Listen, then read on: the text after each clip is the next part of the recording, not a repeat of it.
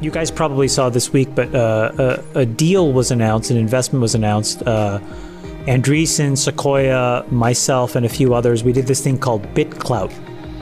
Oh, I heard about this. Yeah. So what is it? Just to give you a sense of it, it's like, I've been hearing about it separately from a bunch of people.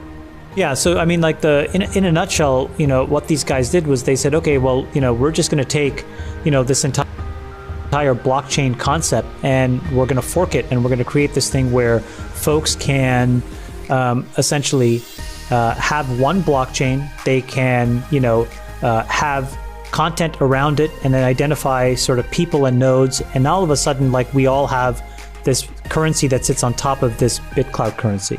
And why that's interesting is their first app that they built on top of this was basically a kind of a clone of Twitter, just kind of as a proof of concept app.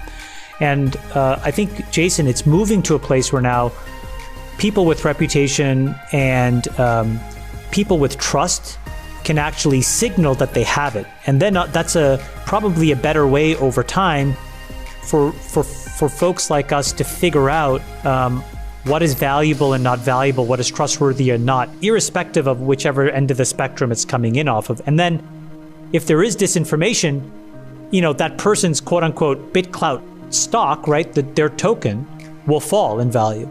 There'll probably be a lot of interesting apps that are built on top of this. I was really drawn to the general idea of the project, and I think that's what Andreessen and Sequoia probably felt as well. So, there are these interesting solutions. There's BitClout, there's, Jason, what you said, this open source project at Twitter. It's all going to be really interesting, but I think if we can get to a way where we can quantify reputation and trust, that's another way of working around the pulling up the ladder effect of what Facebook and Twitter effectively told Congress this week.